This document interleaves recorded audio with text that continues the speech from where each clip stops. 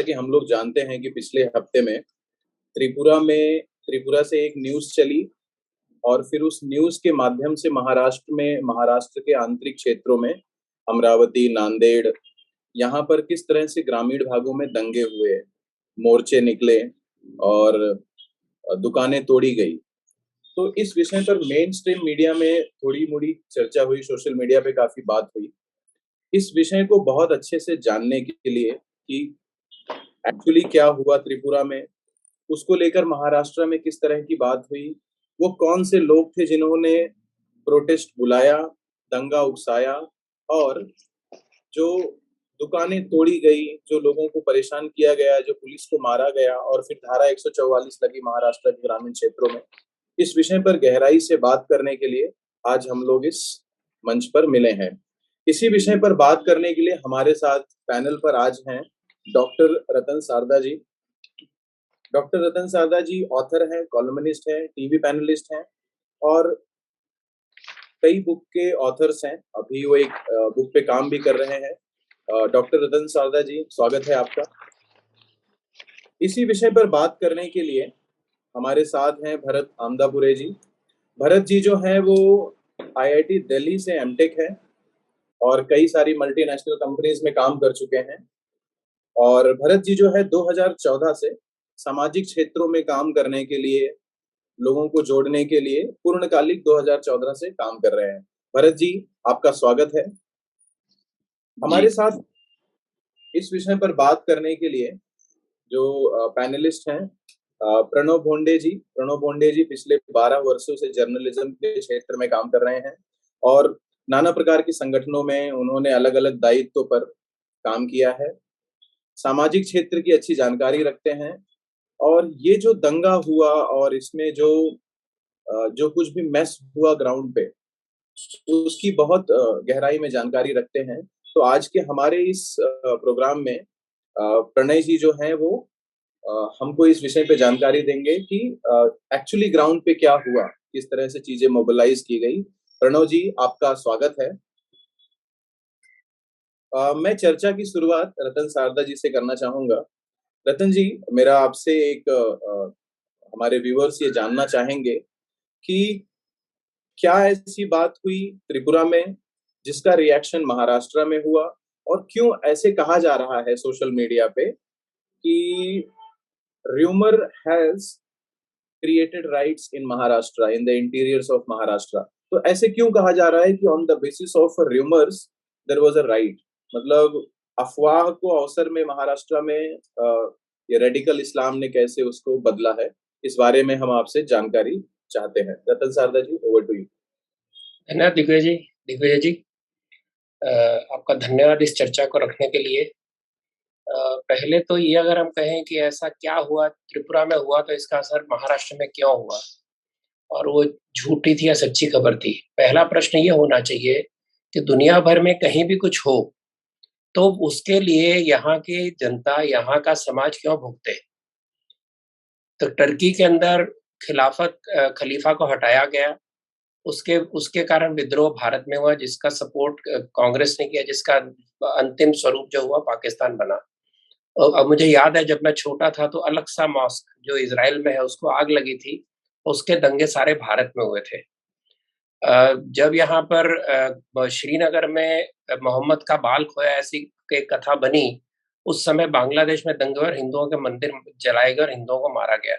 यानी दुनिया में कहीं भी कुछ हो, भारत में कहीं भी कुछ हो तो उसका रिपरकशंस, उसका असर भारतीय समाज ने क्यों सहना चाहिए, ये ठेका सारे विश्व भर का, ये क्या यहाँ के मुल्ला मौलवियों ने लिया हुआ है क्या? ये बहुत गहरा प्रश्न हमें उत्तर देना पड़ेगा जिसके कारण बार-बार अशांति होती है। जहाँ तक त्रिपुरा का प्रश्न है, अगर हम देखें त्रिपुरा के बारे में फेक न्यूज़ यहाँ के लोगों ने जिन्होंने सोशल मीडिया को अच्छी तरह एक्स-रे किया है, मेरे पास कम से कम 11 ऐसे वीडियो हैं जो सिद्ध करते हैं कि ये समाचार जो थे सारे झूठे थे। कोई बांग्लादेश का समाचार था, कोई फ़ोटो पाकिस्तान की थी, कोई फ़ोटो आज से कुछ साल पहले की बंगाल की या यूपी की थी। मैं डिटेल में नहीं जाऊँगा। तो इस प्रकार से डेलिबरेटली इस प्रकार से ये झूठा न्यूज़ फैला के दंगे को हवा दी गई और दंगे को अगर हवा दी गई तो त्रिपुरा का दंगा केवल महाराष्ट्र में क्या हुआ? ये एक बड़ा प्रश्न हमारे मन में उठना चाहिए। कोशिश की गई झूठा वीडियो दिखाकर कि केरल में भी दंगे हुए, वो नहीं हुए थे। उसका मतलब महाराष्ट्र में जहाँ रज़ा अकादमी का अड्डा है, वहाँ से शुरुआत हुई, जो बरेलवी लोग के मुल्लाओं ने चलाया है, वो उन्होंने यहाँ अपनी ताकत पहले आज़माई, यहाँ उन्होंने प्रयोग किया। तो यह प्रयोग ये बताने के लिए कि हम कभी भी समाज को विध्वस्त कर सकते हैं, कभी भी समाज में अशांति फैला सकते हैं। कुछ वीडियो अगर आप देखेंगे औरंगाबाद, जालना ये सारे इलाकों में जो मुस्लिम यूट्यूब चल रहे हैं, उसके अंदर एक मौलाना कहता है कि जान लेना भी हमारा अधिकार है अगर हमारी बात में हमारे ऊपर अत्याचार होता है। और कैसा कॉकटेल बनता है, हर दुःख की दवा इनके पास है। इसके अंदर मौलाना जो बोल रहा था, वो कहने लगा कि सीएए के कारण, एनआरसी के कारण हमारे ऊपर बड़ा अत्याचार हो रहा है और सीएए, एनआरसी भारत के मुसलमानों के लिए था ही नहीं। वो कह रहा है कि कोरोना के कारण गरीब मुस्लिम लोग जो भी उर्दू में बोलते हैं, हम गरीब लोगों का ऊपर बहुत अत्याचार हुए। फिर वो कहते हैं देखो जी, ऐसे कई उन्होंने जो भी पॉसिबल थे सारे के सारे, मैंने कुछ नोट किए थे, 1 मिनट। हाँ, तो कहते हैं कि भई सीए हो गया, कोरोना का वैक्सीन, ये हर चीज़ का उन्होंने कष्ट बताया और ये कष्ट के कारण हाँ, वासिम रिज़वी नाम के एक मुस्लिम शख्स ने मोहम्मद पे किताब लिखी, तो उसके कारण उसके लिए स्पेशल बिल आना चाहिए, ये भी उनका दावा था और उसको सज़ा मिले, सर तन से जुदा, ये भी नारे लगे और जहाँ नारे लगे शिवसेना का नेता मौजूद था। तो इस प्रकार की जो घटनाएँ हैं, केवल ये बताने के लिए कि हम कभी भी समाज को हम हिला सकते हैं और टेस्ट करते हैं। मैं इसको मानता हूँ, ये सरकार की और समाज को टेस्ट करने का प्रयोग होता है कि हम कहाँ तक आगे बढ़ सकते हैं। जब आप एटीएम में बैठ के नमाज़ पढ़ते हैं, जब आप सड़क पे बैठ के जानबूझ के नमाज़ पढ़ते हैं, जब आप खुले खेल के मैदान में रोकते हैं, किसी की दुकान में बैठ के बोलते हैं मुझे नमाज़ पढ़ना है, ये जिस प्रकार से प्राणी अपनी टेरिटरी को मार्क करते हैं, ये टेरिटरी को मार्क करके पुशिंग द एनवेलप कहाँ तक हम इस समाज को दबा सकते हैं, इसके सारे प्रयोग हैं। तो ये जो त्रिपुरा के दंगा के बहाने जो महाराष्ट्र में प्रयोग हुए, उसके कारण ये सारा हुआ है। उसके डिटेल मेरे पास है, लेकिन मैं चाहूँगा प्रणव उसके बारे में बताएँ कि किस प्रकार से बिल्डअप किया गया है। ऐसे नहीं हो गया है, बिल्डअप किया गया 29, 28, 29 अक्टूबर से और ये सभी को सभी रज़ा अकेडमी आपको याद होगा 2012 के रोहिंग्या दंगे भी फेक पिक्चर्स पे चले थे और पिक्चर्स चली थी पाकिस्तान से, सारी झूठी थी। लेकिन जब तक उसको रोका जाता सारा भारत उसके दंगों में उलझ गया, नॉर्थ ईस्ट के लोगों को धमकाया गया, उनको बैंगलोर, बम्बई जैसे शहरों से निकाला गया। केवल अखिल भारतीय विद्यार्थी परिषद के और संघ के लोग उनके साथ खड़े रहे थे। तो ये जो मैं कह रहा हूँ कि सारे एक ओवरऑल एक वातावरण क्रिएट करना कि हमने सारे समाज का ठेका लिया है। आगे चल के मैं बताऊँगा कि ये रज़ा अकेडमी किस प्रकार के मुद्दे लेती है, आपको आश्चर्य होगा। इन्होंने जैसे अभी बताया कि इन्होंने प्रॉफेट मोहम्मद के बारे में भी बिल लाना चाहते हैं। इन्होंने फतवा निकाला था सलमान रश्दी के अगेंस्ट 1990 में इराक पे यूएसए ने अटैक किया तो यहाँ पर उन्होंने बोला हम 1 लाख लोगों को वहाँ भेजेंगे, वहाँ की ज़मीनों को बचाने के लिए, वहाँ के पवित्र स्थानों को। 1992 में उन्होंने डिप्लोमेटिक रिलेशन इज़राइल से हुए भारत के इसलिए मोर्चे निकाले। 1996 में सामना में एक आर्टिकल आया था जिसके लिए सामना को माफ़ी माँगनी पड़ी। वो चाहते थे बाल ठाकरे पे केस हो, लेकिन सरकार ने अनुमति नहीं दी। आज यही शिवसेना वालों के साथ बैठे हैं। 2000 के अंदर उन्होंने तस्लीमा नसरीन का विरोध किया, 2006 में प्रोटेस्ट किया बुश के आने का, 2012 में तो रोहिंग्या की बात कर ही चुका हूँ, 2013 में भीड़ें इकट्ठी हुई जिसके कारण 2 पुलिस वाले भिवंडी में मारे गए। 2015 में फतवा निकाला गया ए आर रहमान के सामने, ईरान के मुस्लिम प्रोड्यूसर डायरेक्टर ने मोहम्मद फ़िल्म बनाई थी इसके लिए। 2018 में एक और उन्होंने प्रोटेस्ट किए थे। बाद में 2018 में प्रोटेस्ट किया यूएसए के ऊपर, 2018 में फिर प्रोटेस्ट किया ट्रिपल तलाक के ऊपर, उन्होंने फतवा निकाला वैक्सीन पे। यानी दुनिया भर के हर चीज़ का ज़िम्मा रज़ा अकेडमी करके अपने आप को नया ठेकेदार बनाना चाहती है और सारे प्रयोग उसके अंतर्गत है। आप ये मत सोचिए महाराष्ट्र में एक्सप्लोजन का रुक जाएगा, क्योंकि फेक न्यूज़ को टैकल करना बड़ा मुश्किल है। लेकिन अगर कांग्रेस का ad hoc leader, ad hoc president जो मानता है, उस न्यूज़ को बिना चेक किए फैला देता है, तो आप समझिए हम किधर जा रहे हैं। थैंक यू रतन जी। हम आपको अपने व्यूवर्स को बताना चाहते हैं कि 17th सेंचुरी में इनके एक फिलोसफर हुए और 1978 में ये निर्णय लिया गया कि उनकी बुक और उनके लिटरेचर को पब्लिश किया जाएगा और उन्हीं की बुक और लिटरेचर को पब्लिश करने के लिए रजा एकेडमी की स्थापना हुई थी 1978 में साउथ मुंबई में। और लिटरेचर पब्लिश करना तो अब एक अलग विषय रह गया है।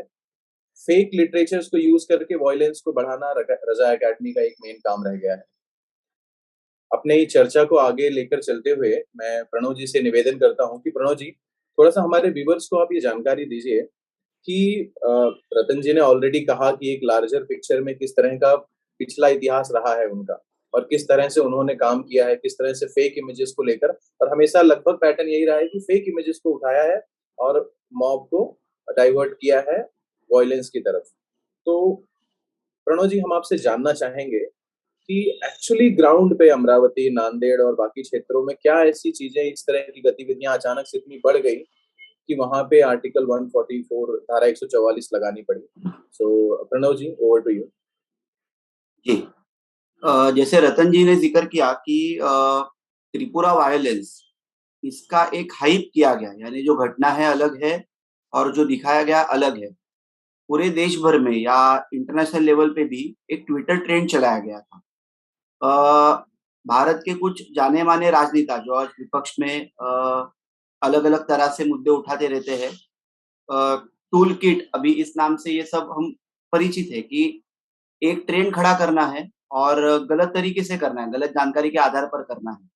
तो सब मिलके वो गलत चीज उठा ले तो वो शायद उनके लिए सही बन जाती है, उसे हम टूल किट कहते हैं। तो बस यही हुआ है महाराष्ट्र में। अगर देखा जाए, ये मोडस ऑपरेंडी देखी जाए, वैसे देखा जाए कि ये जो अमरावती का आंदोलन हुआ या महाराष्ट्र में जहां जहां प्रोटेस्ट हुए, तो ऐसा नहीं है कि ये सब त्रिपुरा से जोड़ा गया था। कुल मिला के 3 उनकी डिमांड्स थी जिसके कारण उन्होंने ये आंदोलन चलाया, ऐसा उनका दावा है रजा अकादमी का। जिसमें प्रेषित मोहम्मद के बारे में वो एक, जैसे रतन जी ने भी मेंशन किया, एक बिल पार्लियामेंट में पास करवाना चाहते हैं, एक लॉ बनाना चाहते हैं। ईशा निंदा, खास करके इस्लामिक कंट्रीज में ये बहुत ही जाना माना शब्द है, ईशा निंदा। कि ऐसा एक लॉ बने कि ईशा निंदा के आधार पर जो मुस्लिमेतर जग में रहने वाले लोग हैं, या आप कह सकते हैं कि मुस्लिम भी है और वो शायद धर्म श्रद्धा उनकी मानते नहीं है, तो उनपे लीगल एक्शन ली जा सके। तो ये एक पॉइंट था कि इंडियन पार्लियामेंट में ऐसा एक एक्ट बना है। दूसरा था कि वसीम रिजवी, अभी ये वसीम रिजवी कौन है, तो शिया लॉ बोर्ड के ये अध्यक्ष रह चुके हैं और अभी कुछ दिनों पहले ये सुप्रीम कोर्ट में चले गए थे कि कुरान में कुछ ऐसे आयते हैं जिन पे बैन आना चाहिए, ऐसा उनका मानना था। ऐसे कुछ 27 आयते उन्होंने हाईलाइट किए हुए थे। हालांकि वो केस हार गए, सुप्रीम कोर्ट ने उनको एंटरटेन नहीं किया था, लेकिन ये चाहते कि उनको अरेस्ट हो। और ये तीसरा मुद्दा था कि त्रिपुरा में जो वायलेंस, सो कॉल्ड वायलेंस हुआ, उसका ये निषेध करना चाहते। और ये 3 मुद्दे लेके 12 नवंबर को पूरे महाराष्ट्र में, महाराष्ट्र के अलग अलग हिस्सों में, खास करके वेस्टर्न विदर्भ, मराठवाड़ा का कुछ रीजन और नॉर्थ महाराष्ट्र का कुछ रीजन, इसमें ये प्रोटेस्ट करवाए गए। अगर थोड़ा सा डेमोग्राफिक जानकारी भी हम ठीक से ले, तो हमारे ध्यान में आता है कि ऐसी सिटीज ही चुनी गई कि जहां मुस्लिम आबादी ये डोमिनेंट है और वहां के पॉलिटिकल लीडरशिप पे भी वो इन्फ्लुएंस करती है। तो ये कोई संयोग नहीं था। जैसे अभी मेरे पास जानकारी जुटी है उसके हिसाब से नांदेड़, अमरावती, परभणी, हिंगोली, परतूर, जालना, यहाँ हिंसक घटनाओं की जानकारी है। इसके अलावा नांदेड़, अमरावती, मालेगांव, पुसद, भिवंडी, यहाँ भी कुछ ना कुछ हादसे हुए हैं। खुलदाबाद, औरंगाबाद, अकोला, जलगांव, भिवंडी, मुंबई, यहाँ बड़ी संख्या में ये लोग जुटे थे, लेकिन बंद या प्रोटेस्ट के उतने इम्पैक्ट जो है वो यहाँ कई जगह दिख नहीं पाए, लेकिन यहाँ कोशिशें हुई है। सबसे बड़ी बात है कि मतलब महाराष्ट्र सरकार तो बार बार सचेत करती रहती है कि कोरोना से हम अभी तक पूरी तरह से उभरे नहीं है। भारत के जो बड़े स्टेट्स है दो, जहाँ कोरोना के सबसे ज्यादा केसेस पाए जाते हैं, एक केरला है और दूसरा महाराष्ट्र है। संयोग ये भी है कि ये दोनों जगह इस्लामिक एक्सट्रीमिज्म ये अपनी चरम सीमा पर फिलहाल काम कर रहा है। और अगर देखा जाए कि कुछ हजार लोग इस मोर्चे में जुटे हुए थे, अलग अलग जगह, अलग अलग सिटीज में। लगभग 90% लोगों ने मास्क तक नहीं पहनी थी। ये जो भीड़ बेकाबू हुई, पुलिस उनको कंट्रोल नहीं कर पाई। शायद ऐसा कह सकते हैं कि पुलिस को इंफॉर्मेशन मिलने के बावजूद भी जो प्रिवेंटिव एक्शंस उन्होंने लेनी चाहिए थी वो ली नहीं। कई जगह परमिशन थी, कई जगह परमिशन नहीं थी। तो ऐसा नहीं है कि रज़ा अकादमी पहली बार ऐसे प्रोटेस्ट कर रही है कि जिसको हिंसा का बाद में एंगल दिया गया है। इसके पहले भी यानी मुंबई में उनका जो एक आज़ाद मैदान करके एरिया है, साउथ मुंबई में बहुत प्रोमिनेंट एरिया माना जाता है। या कुछ साल पहले ऐसा ही एक हादसा हुआ था और अमर जवान स्मारक की इसी रज़ा अकादमी के कुछ कार्यकर्ताओं ने विटंबना की थी, दंगे धोपे हुए थे, जो लेडी पुलिस कांस्टेबल्स है, उनसे छेड़छाड़ की गई। तो अपनी डिमांड्स एक तरफ और दूसरी तरफ हिंसा या बल के आधार पर कहीं न कहीं एक ऐसा वातावरण खड़ा करना कि लोगों के मन में डर पैदा हो, समाज के मन में डर पैदा हो इनके बारे में। तो ये एक मोडस ऑपरेंडी रज़ा अकादमी की रही है। कई सारी घटनाएँ पिछले 6 महीने में भी अलग-अलग जगह देश भर में और खास करके महाराष्ट्र में, मुंबई टू वेस्टर्न विदर्भ ऐसा एक अगर रीजन ठीक से देखें, तो यहाँ इनकी एक्टिविटीज़ नोटिस की गई है और यही हुआ कि ये अमरावती हो या बाकी कुछ शहर हो महाराष्ट्र में, जहाँ अभी ये नवंबर महीने में जो 3-4 दिन पहले हादसे हुए, तो पुलिसों पर हमले करना या जो स्थानिक शॉप्स है, जो उस दिन एक्चुअली बंद थे, वो शॉप्स फोड़ना या आम लोगों को परेशान करना, एक भयगंड फैलाने की कोशिश, अपने जो मुद्दे हैं उसको लेके एक भयगंड फैलाने की कोशिश। कहीं न कहीं हमारा देश तालिबान जैसा ही एक शासन यहाँ वो लाना चाहते हैं क्या? ऐसा भी सवाल हम यहाँ खड़ा कर सकते हैं। ऐसी स्थिति हमने इस बंद में महाराष्ट्र में देखी कुल मिला के। प्रणव जी, क्या एकदम मतलब थोड़ा-सा ये भी जानना चाहेंगे हम लोग कि क्या अधिकतर ऐसे होता है कि जो हिंदुओं की दुकान है, जो हिंदुओं के घर हैं, वही इस अ, भीड़ के माध्यम से तोड़े जाते हैं या ये सबके टूटते हैं और उसमें हम काउंट करते हैं या ज़्यादा हिंदुओं की दुकानें ही तोड़ी जाती हैं, ऐसा कुछ है? आपका इस पे क्या निष्कर्ष है? दिग्विजय जी वैसे ग्रामीण क्षेत्र में देखा जाए तो अलग-अलग जाति, अलग-अलग समाज की रहने की जो कॉलोनीज़ होती है, वो थोड़ी-सी सेपरेट होती है। समाज साथ में रहते हैं। तो जो आंदोलन किए गए वो खास करके मेनस्ट्रीम एरियाज़ में किए गए हैं। यानी शहर के मध्यवर्ती क्षेत्र में जहाँ उसका प्रभाव ज़्यादा रहे, असर ज़्यादा रहे, इसकी अच्छा इसका नियोजन था। तो फिलहाल मतलब ये तो पुलिस अभी इन्वेस्टिगेशन कर रही है, ये पूरी जानकारी हमारे सामने आई नहीं है। लेकिन कह सकते हैं कि हिंदू समाज का जहाँ ज़्यादा प्राबल्य है या मार्केट प्लेसेस ज़्यादा है, ऐसे जगह ही ये आंदोलन हुए, यही तोड़फोड़ की गई या हिंसाचार करने की कोशिश की गई। पुलिस को भी जो मारपीट हुई है, वो मेनस्ट्रीम एरियाज़ में ही हुई है। तो ऐसा नहीं कह सकते कि इसके पीछे हिंदुओं को टारगेट करना, यही मोडस ऑपरेंडी रही होगी, ऐसा हम डायरेक्ट अभी क्लेम नहीं कर सकते क्योंकि ये सब इन्वेस्टिगेशन पे अंडर है। लेकिन अगर ये सब घटनाक्रम हम ठीक से देखें, तो इसे हम बिल्कुल रिलेट कर सकते हैं। थैंक यू प्रणव जी। रतन जी, आप इस पे कुछ बोलना चाहेंगे? कि जो एक टारगेटेड तरीके से टारगेट किया जाता है एक ही कम्युनिटी को, क्या ऐसा बार-बार है या सिर्फ इस बार ही थोड़ा ज़्यादा दिख रहा है? नहीं, दिग्विजय जी हमेशा का है। कभी भी देखिए टारगेटेड एरिया होते हैं, टारगेटेड दुकानें होती हैं। पहले तो ये भी हुआ कि मार्किंग भी हुई थी। दिल्ली के दंगों में मार्किंग करके दुकानें जलाई गई, तोड़ी गई और कोर्ट के पास भी सारे एविडेंस आए हैं। मैं आपको एक और बताना चाहूँगा कि मेरे पास कल जो रिपोर्ट आई है वहाँ के जर्नलिस्ट की, त्रिपुरा की, उसके अनुसार त्रिपुरा में जो सारी जो ये त्रिपुरा को बहुत उछाला गया, उसका कारण था कि वहाँ पर जिस प्रकार से हिंदुओं ने प्रतिकार किया, बांग्लादेश में हिंदुओं पे हुए अत्याचार का और जिस प्रकार से रैलियाँ निकाली, इससे ये सारा समाज जरा तड़प गया था, इनके लीडर तड़प गए थे। वहाँ पर 63 मोर्चे निकले, 63 मोर्चे 8 जिलों में, जिसके अंदर लगभग 1,30,000 लोगों ने भाग लिया। जो रैलीज़ निकली उनमें अलग-अलग क्षेत्रों की डिटेल है मेरे पास, लेकिन कहीं भी कोई भी गड़बड़ नहीं हुई। ऊनकोटी के सपा हिजाला एरिया में जहाँ पर मुस्लिम बहुल आबादी है, वहाँ पर थोड़ा वायलेंस हुआ, लेकिन वो वायलेंस क्यों हुआ उसके बारे में जानकारी नहीं, क्योंकि बाकी 62 जगह क्यों नहीं हुआ है सोचने की बात है। अभी उसका प्रतिकार क्या हुआ कि कदमताल गाँव के अंदर 2 हिंदू दुकानें जलाई गई। पद्मबील मुस्लिम लोगों ने या जो भी समाज रहा होगा 5 हिंदू दुकानें जलाई गई। क्योंकि मैं इसका नाम अभी तुरंत नहीं लेना चाहता क्योंकि इसकी इंक्वायरी चल रही होगी।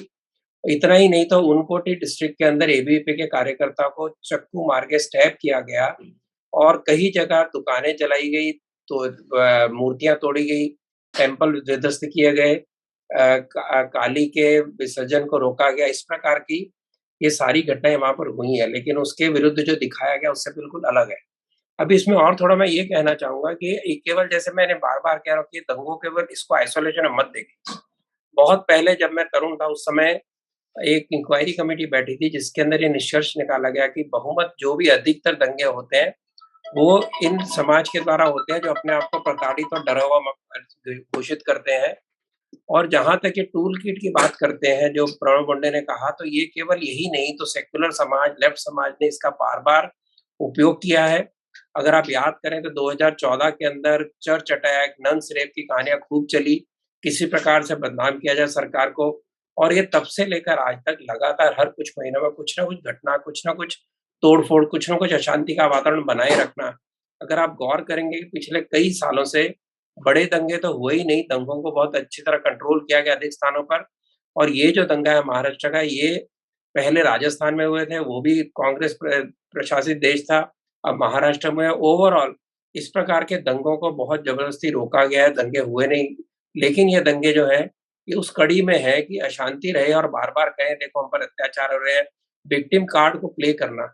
जब जिस तरह मुद्दे लेते हैं जिसका हमारे समाज से लेना-देना ही नहीं, हमारी सरकार से लेना-देना नहीं, वैसे मुद्दे उठाकर उनको भड़का के रखना समाज को, वो जो अनपढ़ समाज है जिसको जानबूझ के दबा कर रखा है, मुल्ला मौलवियों ने डरा कर रखा, उनको इस प्रकार की घटनाओं से उनको डरा कर रखना और बताना देखो हम ही तुम्हारे खैरख्वाह हैं। ये 1921 से चला ये प्रथा है जिसके अंदर आधुनिक बोलने वाला मुस्लिम, उसको कोई समाज में जगह नहीं, राजनीति में जगह नहीं। और एक बात बता दूं, रज़ा एकेडमी जिस बरेलवी स्कूल से आती है, उस बरेलवी स्कूल ने पार्टीशन का सपोर्ट किया था। ये इतिहास गवाह है उस बात का। और बरेलवी सूफी संप्रदाय के व्यक्ति जिनका नाम हुसैन शहीद सुहारवर्दी है, जिसको butcher of Calcutta, butcher of Bengal कहा जाता है, वो इसी बरेलवी सूफी संप्रदाय से था। तो जो सूफी के बारे में कल्पना लोगों के मन में है, उसका एक जीवित उदाहरण ये सुहारवर्दी था, जिसने डायरेक्ट एक्शन के अंदर हिस्सा लिया, जिसने पार्टीशन समय बहुत बड़े स्तर पर हजारों हिंदुओं को मारना, कत्ल करना, रेप करना, सारा जो प्रकार हुआ था, उसके अंदर ये सुहारवर्दी की बहुत बड़ी भूमिका थी और वो बरेलवी सूफी संप्रदाय का सदस्य था। ऐसे सदस्य आपको और भी जगह मिलेंगे। तो ये जो एक आइडियोलॉजी है, जिस प्रकार का सोच है, ये सोच इसके पीछे, इसके ऊपर गौर करना पड़ेगा। और ये समाज जो है, जो जब कोई कहता है इसके अंदर बहुत सारी चीज़ें आज कुरान के अंदर काल बाह्य है, उनके विद्वान कहते हैं, मैं नहीं कहता हूँ, मैंने इस किताब पढ़ी है। तो उसको कोई बात करने को तैयार नहीं है। जब टेररिस्ट और इस प्रकार के दंगाई उसी कुरान को कोट करते हैं और बाद में उसके विरोध में दूसरे विद्वान कहते हैं कि नहीं, नहीं ये तो असली मुसलमान नहीं है। वो ये नहीं कहते कि ये कुरान से ली गई आयत गलत है, क्योंकि आयत गलत है ही नहीं। तो जब तक इनके लीडर, सो कॉल्ड इनके मौलवी वगैरह जब तक इस बात से अपने समाज को परहेज करने को नहीं कहेंगे कि आपको यहाँ रहने का हक है, आपको आज़ादी से रहने का हक है, अपनी पूजा पाठ करने का हक है, लेकिन आपको दुनिया भर की चिंता लगा के इस समाज को जलाने का हक नहीं है। आप गौर करिए, केवल यहाँ नहीं है, रुख सब जगह है। जहाँ-जहाँ रिफ्यूजी बन के गए, वहाँ-वहाँ इन्होंने अपना अधिकार जताया, वहाँ-वहाँ के कानून के अंदर शरिया लाओ, इस प्रकार की कई बातें उन्होंने की। और ये करते हुए सब जगह अशांति की। सीरिया के अंदर वहाँ के मुसलमान इतनी दूर यूरोप में गए पानी के जहाज़ों से, अरबिस्तान या कतर या कहीं भी उनको स्थान नहीं मिला। क्यों नहीं मिला? या तो आप उनको भाई नहीं मानते, अगर आप भाई मानते हैं तो आप क्यों नहीं रखना चाहते? आप कहीं और लेवल फैलाना चाहते हैं अपना विचार। तो ये अभी परसों एक कहानी हुई है कि बेलारूस के अंदर उन्होंने इन सबको आने दिया, इनके हाथ में वायर तोड़ने के सारे सामान दिए और पोलैंड में घुसे उनकी सीमा तोड़-तोड़ के। ये एक अलग प्रकार का अशांति का प्रयोग किया गया है, जिसके कारण काफ़ी सेंसर उनका हो रहा है। तो ये ग्लोबल इश्यू है, जिसके अंदर भारत के अंदर जिस तरह वातावरण है, जो यहाँ की संस्कृति है, सबसे शांति के साथ यहाँ के मुसलमान रहते थे, सबसे आज़ादी के साथ यहाँ रहते थे। लेकिन रज़ा एकेडमी जैसे लोग वही वहाबीपना जो लाना चाहते हैं। और आपको मज़ेदार बात बताऊँ, ये सो कॉल्ड इस्लाम के ठेकेदार सऊदी अरेबिया की ओर प्रोटेस्ट कर रहे हैं कि वहाँ सिनेमा हॉल क्यों खुले? वहाँ स्त्रियों को खेल में भाग क्यों लेने दिया रहा है? तो 7वीं शताब्दी जो सऊदी अरेबिया छोड़ना चाहता है, उस 7वीं शताब्दी को अरेबिया में लाना चाहते हैं, भारत में लाना चाहते हैं। संकट ये है। इस संकट के कारण ऐसी परिस्थितियाँ बार-बार बन सकती हैं, जब तक ये जागृति यहाँ की सरकारों में, यहाँ के लोगों में नहीं आती, तब ये समस्या रहेगी। अगर रज़ा एकेडमी जैसे लोग, जिनको कोर्ट ने फाइन किया, फाइन किसी सरकार ने उनसे वसूला नहीं, उनको अपने पास बुलाया 1 साल पहले यहाँ के मुख्यमंत्री ने, उससे डिस्कशन करने के लिए। 12 नवंबर जब दंगे हुए, प्रणब बताना भूल गए कि 29 अक्टूबर से लेकर ये प्रोटेस्ट की तैयारी हो गई थी। 19 अक्टूबर को पीएफआई ने मोर्चे निकाले थे, 8 नवंबर को राष्ट्रीय मुस्लिम मोर्चा ने मोर्चे निकाले थे, 29 से 12 नवंबर सारे भारत के अंदर प्रयत्न हुए और महाराष्ट्र में प्रयत्न हुए ये सारे मोर्चे निकालने के, और 2 नवंबर को डिक्लेयर हो गया था कि बंद करेंगे। और उस समय धमकी भरे बाइक के ऊपर घूमने वाले वीडियो अवेलेबल है, किसी ने उनको इनकार नहीं किया है कि आप बंद नहीं करें तो आपके साथ क्या होगा। तो ये सारा जो एक हिंसा का प्रकार किया जा रहा है, समाज को अस्थिर करने का प्रयत्न है, और उनको सपोर्ट देने वाले 12 नवंबर को यहाँ का जो ये रज़ा एकेडमी का मोइन मियां अशरफी था, ये कांग्रेस के लीडर्स को मिला 12 नवंबर को, जिस दिन ये बंद था और जिस दिन ये दंगे फसाद हुए। एआईसी जनरल सेक्रेटरी वहाँ थे, एमएलसी थे, एमएलए थे। तो इस परिस्थिति में आप कैसे सोच सकते हैं कि इनके ऊपर कारगर उपाय होगा? कारगर उपाय ये होता है कि शांति प्रिय लोगों को इकट्ठा किया जाए और जिस प्रकार की बातें भड़काते हैं, झूठी बातें भड़काते हैं, उनको कड़क से कड़क उनके ऊपर स्टेप लिया जाए। तो ये होना चाहिए, वो नहीं हो रहा दुर्भाग्य से, इसलिए सारी समस्या है। बहुत-बहुत धन्यवाद रतन जी। अ, भरत जी, ये जो सारा कुछ चल रहा है, ये आइसोलेशन में तो नहीं हो रहा है, ऐसा रतन जी का भी मानना है और प्रणव जी ने भी इस विषय पर बात की। तो आप अगर ये जो वॉयलेंस है, ये जो रेडिकल एक्टिविटी है, इसके पॉलिटिकल एस्पेक्ट पे हमारे व्यूअर्स को अगर थोड़ा-सा जी। जागरूक करेंगे एंड अपडेट करेंगे, तो बहुत अच्छा हो जाएगा। Bharat ji, over to you. वैसे रतन जी ने और प्रणव जी ने बहुत अच्छी तरीके से रज़ा एकेडमी का पूरा चरित्र और उसका बैकग्राउंड क्या रहा है, इसके बारे में अच्छे से बताया है। मैं 2-3 मुद्दे आपके सामने रखूँगा। आप अगर गौर करेंगे तो हमको ये ध्यान में आता है कि ये महाराष्ट्र में ही क्यों हुआ? क्योंकि त्रिपुरा में जो हुआ नहीं हुआ वो अलग बात है त्रिपुरा में, लेकिन उसकी प्रतिक्रिया महाराष्ट्र में ही क्यों हुई? ये सोचने वाली बात है। बीच में उत्तर प्रदेश है, पश्चिम बंगाल है, बहुत सारे अन्य राज्य हैं, लेकिन महाराष्ट्र में ही ऐसा क्यों हुआ? ये एक बात है। तो ध्यान में आता है कि एक तो यहाँ पे गैर भाजपा सरकार है, कांग्रेस है, एनसीपी है, अभी उनके साथ शिवसेना भी है। तो ये एक बात है, तो उनका एक कॉन्फिडेंस बन गया है, एक इस्लामिक तत्वों का, कट्टरपंथियों का, कि जहाँ पे गैर भाजप की सरकार है, वहाँ पे हमारे ऊपर कार्रवाई होने की कोई चांसेस ही नहीं है, तो हम कुछ भी कर सकते हैं, ऐसा उनको लगता है। और उस कॉन्फिडेंस के कारण ही ऐसा वो महाराष्ट्र में ये उन्होंने जो किया है, दंगा वगैरह किया है, वो करने की हिम्मत की है, ऐसा मुझे लगता है। अगर यही बात वो उत्तर प्रदेश में करते, तो आज इनका हालत क्या होता, हम सब अंदाज़ा लगा सकते हैं। योगी जी ने जिस प्रकार से पिछले कुछ सालों में कार्रवाई की है, दंगाइयों के खिलाफ, उनकी प्रॉपर्टी तक जब्त कर ली है, तो वो जानते हैं कि अलग राज्य में अगर हम करेंगे, तो क्या होगा। इसलिए मुझे लगता है कि उन्होंने जानबूझकर ये महाराष्ट्र में किया है। और दूसरी बात, ये जो रज़ा अकेडमी है, ये महाराष्ट्र में है। रज़ा अकेडमी अन्य राज्यों में नहीं है। तो रज़ा अकेडमी का महाराष्ट्र में होना और महाराष्ट्र में गैर भाजपा वाली सरकार होना, ये मुझे मुख्य कारण लगता है, जिसके कारण इन्होंने ये महाराष्ट्र में दंगा किया है। अभी हम एक समान सूत्र के नाते अगर एनालिसिस करेंगे कि रज़ा अकेडमी कैसे मुद्दे उठाती है, तो एक तो जैसे रतन जी ने बताया कि उसका संबंध हमारे देश से हो या ना हो, वो दुनिया में कहीं पर भी हो, लेकिन कहीं न कहीं वो अगर इस्लाम से जुड़ी है, तो वो बात उठाएँगे। और दूसरा, हर चीज़ को ये इस्लाम के खिलाफ है, ऐसा बोल देते हैं। और ये क्या बोलते हैं, वो एक उनका जो वाक्य है, गुस्ताखे रसूल। किसी भी चीज़ को गुस्ताखे रसूल बोल देना और उसके खिलाफ फतवा निकाल देना। तो ये किसी भी सभ्य समाज में, लिबरल समाज में ऐसी बातें अभी स्वीकार नहीं कर सकते। अभी उदाहरण के तौर पर उन्होंने अपनी जो तस्लीमा नसरीन है, जो काफ़ी लिबरल है और अभिव्यक्ति स्वातंत्र्य का ज़ोर से वो पुरस्कार करती है, उनके खिलाफ भी उन्होंने फतवा निकाला है।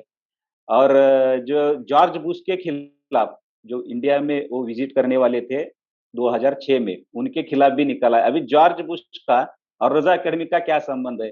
लेकिन जैसे रतन जी ने बताया कि ये दुनिया भर का ठेका लेने वाले लोग हैं और उसका गुस्सा या उसकी प्रतिक्रिया अपने पड़ोस में रहने वाले हिंदुओं के ऊपर निकालना, ये है।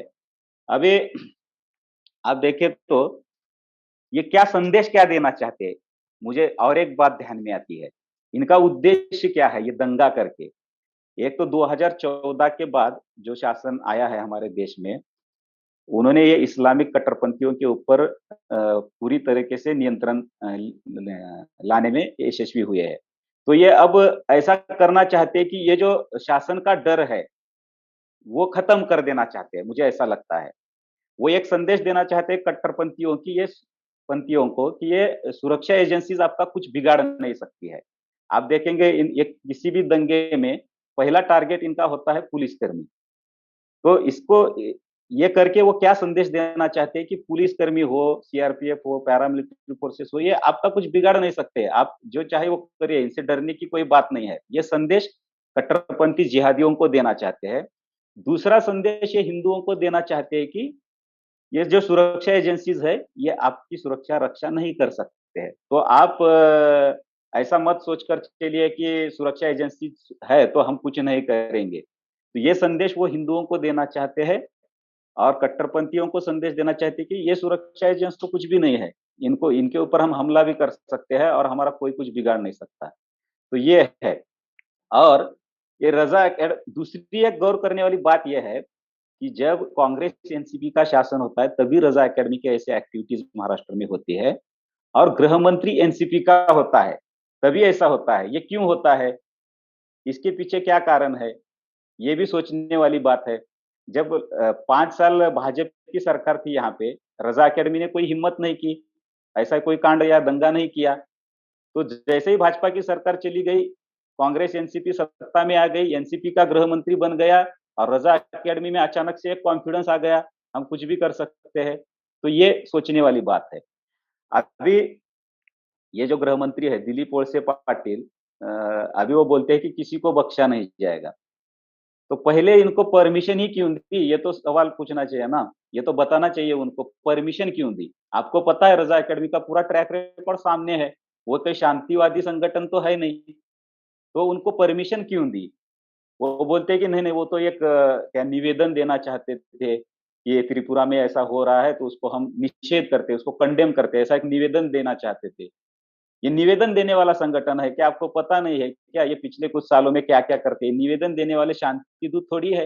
ये दंगा करेंगे ये तो कोई भी बता सकता है, बच्चा बच्चा महाराष्ट्र का जानता है रजा अकेडमी क्या करती है। तो गृह मंत्री को कैसा नहीं पता हो सकता है। तो पहली बात तो इनको परमिशन क्यों दी, आपको ये एंटीसिपेट नहीं कर पाए क्या कि ये क्या कर सकते हैं। अभी दूसरे दिन हिंदू समाज ने शांतिपूर्ण तरीके से इसके खिलाफ एक मोर्चा निकाला अमरावती में। अभी क्या कर रही है सरकार, ये उन जो शांतिपूर्ण तरीके से मोर्चा निकाला है उन लोगों को अरेस्ट कर रही है और बता रही है कि हम इतने लोगों के ऊपर कार्रवाई किए हैं, इतने लोगों को अरेस्ट किया है। जो जिन लोगों ने दंगा किया पहले दिन उनके ऊपर कुछ कार्रवाई नहीं, और जो उस दंगा जो हुआ, जो हिंसा हुई, उसका निषेध करने के लिए जो शांतिपूर्ण तरीके से धरना दे रहे हैं उनके खिलाफ कार्रवाई हो रही है अभी। तो ये क्या दर्शाता है, ये किस तरह की पॉलिटिक्स है, ये भी सोचने वाली बात है। तो समान सूत्र यही है, जहां भाजपा की सरकार नहीं होती है वहां ऐसे इस्लामिक कट्टरपंथी तत्व सामने आते हैं, उनका कॉन्फिडेंस बढ़ता है, ऐसे दंगे करते हैं। और दूसरा ये ऐसे मुद्दे उठाते हैं जैसे रतन जी ने बताया कि कोई देश का संबंध नहीं है, अपने साथ में रहने वाले हिंदू भाइयों से उसका कोई संबंध नहीं है, ऐसे मुद्दे उठाकर हिंदुओं के खिलाफ ही दंगे करते हैं। और किसी भी बात को इस्लाम के खिलाफ है बोल देना, किसी भी बात को ये तो गुस्ताखे रसूल है बोल देना। तो इनके ऊपर कार्रवाई होनी चाहिए। जितना इनका चरित्र अब तक सामने आया है उसके आधार पर तो रजा अकेडमी के ऊपर बैन ही लगना चाहिए, ऐसा मुझे लगता है। भरत जी, एक थोड़ा सा हम ये भी जानना चाहेंगे यदि आप बता सकें कि what is their exact modus operandi, किस तरह से रजा एकेडमी काम करती है और बाकी बाकी क्षेत्रों में कैसे मोबिलाइज करती है, उसका क्या वाइड स्प्रेड है, कितनी फैली हुई संगठन है वो, and if you could put some light on this.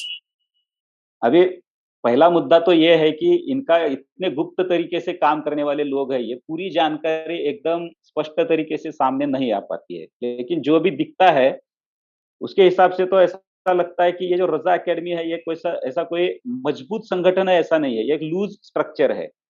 मतलब इसके कोई पदाधिकारी होते हैं या इस जिला में ये रजा एकेडमी का काम करता है, ऐसे पॉइंट आउट हम नहीं कर सकते। लेकिन अभी तो सोशल मीडिया के कारण कोई भी अफवाह फैलाना काफी आसान हो गया। तो रजा एकेडमी का पैटर्न ऐसा है, ये कुछ ऐसे मैसेजेस, ऐसे पत्रक तैयार करती है और स्थानिक मुसलमानों को ये बोलती है कि दुनिया भर में मुसलमानों के ऊपर बहुत ही अत्याचार हो रहा है।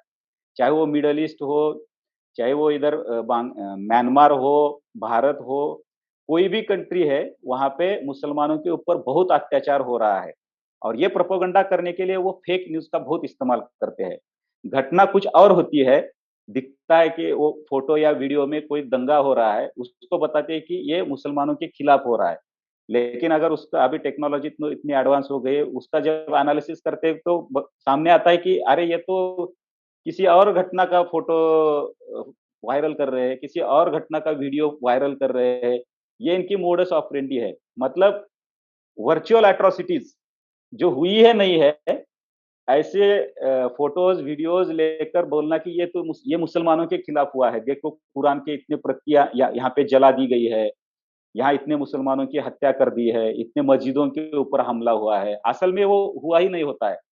लेकिन आजकल क्या सोशल मीडिया का जमाना है, तो अनपढ़ कट्टरपंथी उसके ऊपर आसानी से विश्वास कर लेते हैं।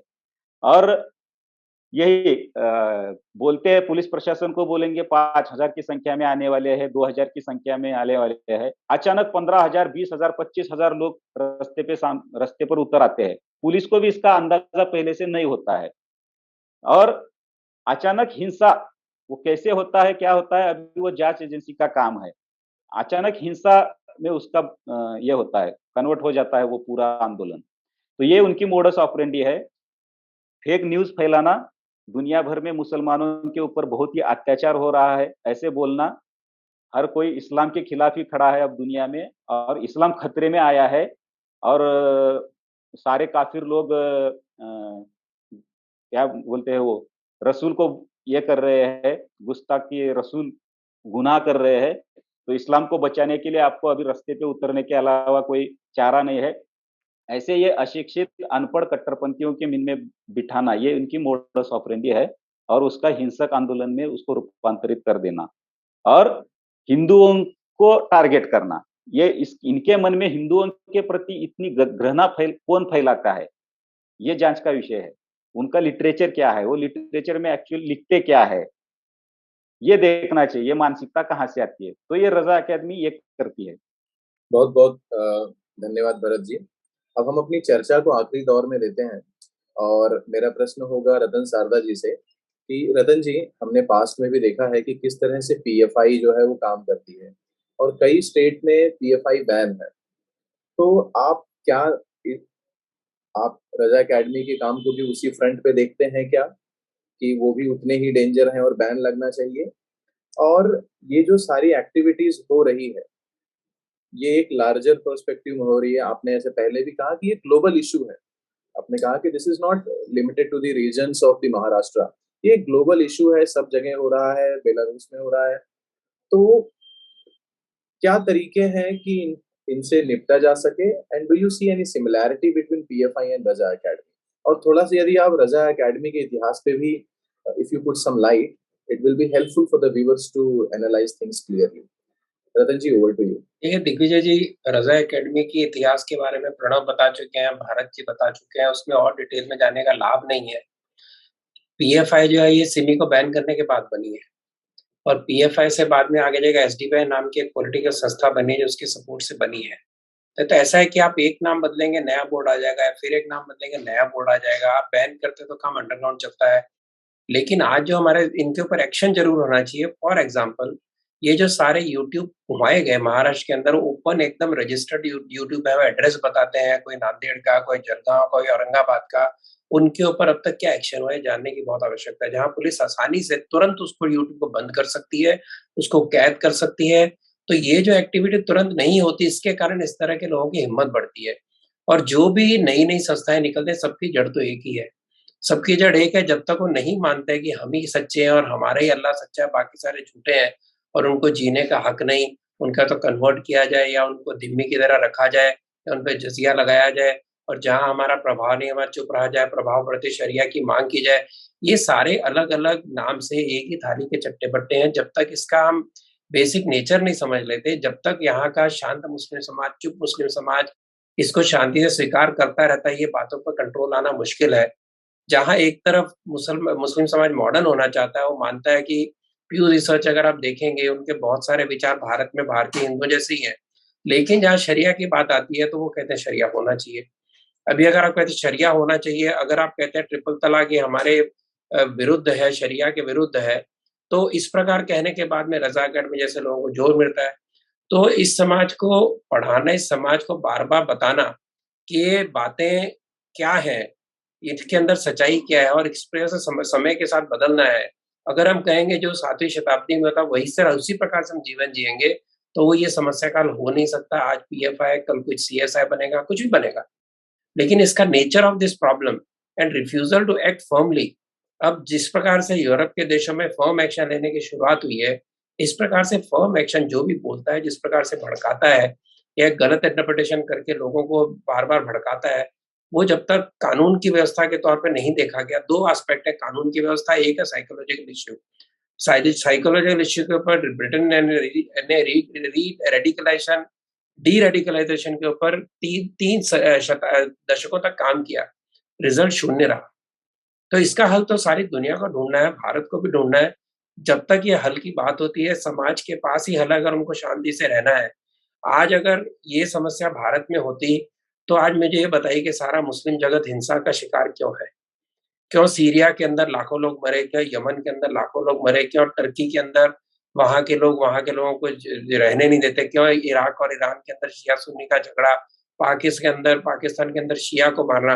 अगर अल्लाह एक है और अल्लाह या मोहम्मद कह के नहीं गए, इतनी जमातें बनाकर नहीं गए, तो जो 72 जमातें जो बनी हैं, जो एक-दूसरे की मस्जिद में नहीं जाती, जो एक-दूसरे को मारने को लालायित है, तो इन लोगों को बाहर का समाज क्या समझाएगा? इस समाज को समझना पड़ेगा कि जो बात कभी अल्लाह ने या मोहम्मद ने कही नहीं, उसके नाम पे हम मानते हैं, लेकिन हम जिस अल्लाह को मानते हैं वो अल्लाह तुम सब जो मानते हो उससे अलग है और तुम जो मानते हो गलत है, इसलिए तुम्हें जीने का हक नहीं। तो जब अपने ही समाज को जीने नहीं दे रहे ये लोग, तो बाहर के समाज की तो क्या बात करें, तो पूरी एक फिलॉसफिकल थॉट है, जिसके ऊपर कई चर्चाएँ हो चुकी हैं, हो रही हैं। तो सवाल केवल रज़ा एकेडमी या पीएफआई का नहीं है, सवाल है कि कानून व्यवस्था के दायरे में जो गलत काम करता है, तुरंत उसको क्यों नहीं रोका जा सकता? जब रोकेंगे तो धीरे-धीरे बल प्रयोग होगा इस प्रकार के गलत लोगों पे, तब धीरे-धीरे समस्या कंट्रोल में आएगी। तब तक इस समाज के सामने उत्तर क्या है? ये शायद केवल भारत में मिलेगा, बाकी जगह तो लोगों ने हाथ उठा दिए हैं। लोग दुनिया भर की स्टडी कर चुके हैं क्योंकि जो स्टडी है, वो यही नहीं देखती कि जिस प्रकार का inculcation of these values which are totally against the civilised and democratic norms, उसको जब तक हम नहीं कहते ये गलत है, तब तक इसका इलाज क्या होगा? और जब तक ये समाज नहीं मानता कि एक तरफ डेमोक्रेसी चाहिए, लेकिन जैसे आप मेजॉरिटी में अगर डेमोक्रेसी नहीं चाहिए, आपको मानवाधिकार तब तक चाहिए जब तक आप माइनॉरिटी में, जैसे आप मेजॉरिटी तो बाकी सभी का मानवाधिकार चला जाएगा। ये बात जब तक समाज को बताते नहीं, जब तक ये समाज समझता नहीं है, तब तक ये समस्या का समाधान आसान नहीं। बड़े-बड़े देशों के अंदर बड़े-बड़े फिलोसोफर ये सब बात कर चुके हैं, लेकिन मूल समस्या ये है।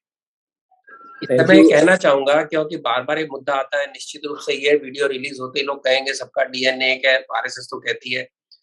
सवाल तो डीएनए का नहीं है, सवाल तो है कि डीएनए तो एक है, इसको तो आप नकार नहीं सकते। सवाल ये है कि डीएनए होने का भास होता है, अगर कुछ मुसलमानों को होता है, मुस्लिम समाज का छोटा ही तबका सही जिस बात को मानता है कि हमारे पूर्वज और आपके पूर्वज एक थे, अब केवल भारत की बात करूँगा। अगर आप ये मानते हैं कि आपके और हमारे पूर्वज एक थे, हमारा इतिहास आपका एक है, तो उसको अपने साथ हमको लेना होगा। उस समाज जिस समाज के अंदर उनको अपने आप को मिसयूट पाते हैं, उनको स्थान देना होगा और इस प्रकार से धीरे-धीरे समाज शायद बदल सकता है। इंडोनेशिया में बदला था और बदल रहा है इस समय और वहाँ पर इस्लाम आने के बाद भी वहाँ के लोगों ने अपनी संस्कृति छोड़ी नहीं, तो हम हमारे लोग अपने आप को अरबी कैसे मान सकते हैं? उनको अपने पूर्वज कैसे मान सकते हैं? वहाँ के आतताइयों को पूर्वज कैसे मान सकते हैं? ये बात जब यहाँ के मुस्लिम समाज को समझ आएगी, तो इसका उत्तर निकलेगा। मैं एक क्लोजिंग रिमार्क के लिए प्रणव जी के पास जाना चाहूँगा कि प्रणव जी, ये पूरी घटना से क्या एक संदेश आप मतलब जो है वो जाना चाहिए ऐसा आपको क्या लगता है कि ये एक दो पॉइंट्स तो ये जाने ही चाहिए समाज में, और हमने भविष्य में ऐसा नहीं हो उसके लिए ये 2-3 प्रिकॉशन या निम्नलिखित प्रिकॉशन लेने चाहिए, ऐसा आपका क्या है? नहीं, मुझे लगता है कि रतन जी ने जो मुद्दे उठाए हैं, वो 100% सच है और इसके आगे और कोई टिप्पणी करने की ज़रूरत नहीं।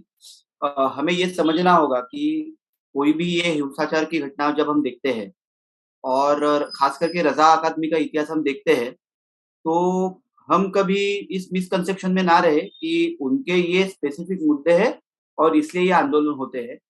हिंसा फैलाना, हिंसा के माध्यम से डर पैदा करना और डर के साए में दोनों समाजों को रखना, अपने भी और अपने खुद खुद जिसे आप विरोधी मानते हो, ऐसे विरोधी समाज को भी। यही इनका एजेंडा रहा है, ये काफ़ी फंडामेंटलिस्ट है और हमेशा ऐसा ही रहा कि इश्यू एक रहता है और वो जिस तरह से आंदोलन करके हिंसाचार की घटनाएँ जब वो करते हैं तो इसका कोई एक में एक से रिलेशन नहीं होता। तो हमें ये समझना पड़ेगा कि ये एक एंटी सोशल एक्टिविटी है, एंटी नेशनल एक्टिविटी है और इसको आप किसी भी तरह से ग्लोरीफाई करने की या डिफेंड करने की अगर कोशिश कर रहे हैं, तो आप पूरे समाज को विभ्रमित कर रहे हैं और महाराष्ट्र सरकार को हम ये अपील करना चाहते हैं कि इस पे अभी ये स्ट्रिक्ट एक्शन आपने लेनी चाहिए। इसके आगे ऐसा ना हो, ऐसी घटनाओं का रिपीटिशन ना हो। इसके लिए जो-जो कदम आपको उठाने चाहिए, वो आप ज़रूर उठाइए। आप फिलहाल पिछले कुछ दिनों से हम देख रहे हैं कि विपक्षी नेताओं को ही अरेस्ट कर रहे हो। तो इससे अच्छा है कि जो रूट कॉज़ है, इस पे आप ज़्यादा फ़ोकस करें और आप केंद्र सरकार को सिफ़ारिश कर सकते हो कि अ, रज़ा अकादमी जैसी जो ऑर्गनाइज़ेशंस है, इनको ऑल इंडिया लेवल पे भी बैन किया जाए। मुझे लगता है गवर्नमेंट का भी इसमें रोल है और उन्होंने वो अदा करना चाहिए। मैं केवल इसमें एक बात जोड़ना चाहूँगा, चाहे कोई भी सरकार हो, कोई पॉलिटिकल पार्टी हो, मैंने देखा है कि वो भी बार-बार इसी मौला-मौलवियों को बुलाते हैं बातचीत करने के लिए, लेकिन जो एक सभ्य समाज, जो एक पढ़ा-लिखा समाज, जो एक इंटेलेक्चुअल इस्लाम के अंदर बात करने वाला, जो इस्लाम की कमजोरियों को मानते हुए भी इस्लाम मानता है और उसको कहता है कि इन बातों को छोड़ना चाहिए, ऐसे आधुनिक विचार वाले मुसलमानों को सरकार क्यों नहीं अपने पास बुलाती, अपनी बातचीत में नहीं बुलाती? क्यों वो इन्हीं लोगों से उत्तर ढूँढते हैं जिन्होंने प्रश्न खड़े किए? बहुत-बहुत धन्यवाद रतन जी, प्रणव जी और भरत जी इस चर्चा में आने के लिए। ऐसे मानते हैं कि जो भी विषय हमने रखा है, जो भी चर्चा हमने की है, जो प्रश्न हमने उठाए हैं और इस पूरे विषय को जिस तरह से हमने समझा है, इसके सेंट्रल टॉपिक को जिस तरह से हमने छुआ है, तो ये तो सिर्फ़ एक अ, फॉग है, जो आंदोलन हुआ वो एक है। बट इसके अंदर में कुछ लोग हैं जो बहुत गैल्वेनाइज़ कर रहे हैं एंड साजिशें कर रहे हैं। उनके खिलाफ कुछ एक्शन हो पाएगा और समाज संगठित होकर जो है ऐसी घटनाओं का प्रतिकार करेगा, ऐसा हम मानते हैं। आप सभी लोगों ने शॉर्ट नोटिस पे इतना समय दिया और चर्चा को इतनी गहराई से किया, इसके लिए बहुत-बहुत धन्यवाद।